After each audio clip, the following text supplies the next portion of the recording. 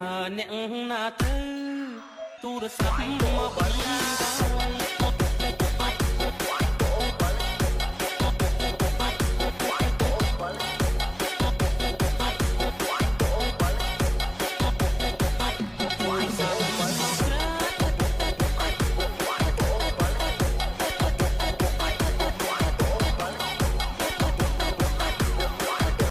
Uiបងអូនមើលវីដេអូនេះគឺសំណាង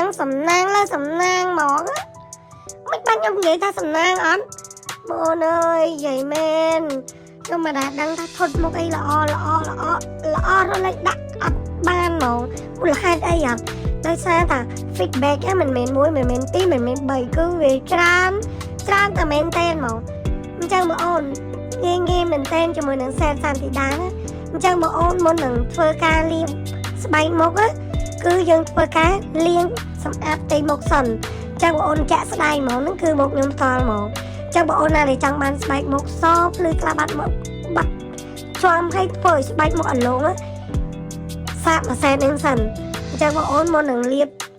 លេយប់ឬក៏លេថ្ងៃបងអូនធ្វើការលាង review make up បន្ទាប់ពីខ្ញុំអប់មុខជាមួយនឹង MAC Cafe រួចហើយគឺខ្ញុំលាងជាមួយនឹង foam vitamin C បន្ទាប់ពីលាងជាមួយនឹង foam vitamin C ហើយគឺខ្ញុំអត់ភ្លេចទេ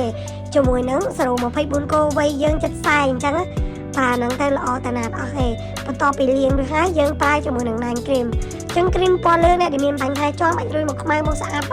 ងាកមកប្រើមកសេតហ្នឹងទៅជូនណាជ្រុះស្បែកខ្មៅស្បែកមុនស្បែកជាប់អត់ដឹងខ្លួនទេខ្ញុំនិយាយមួយម៉ាត់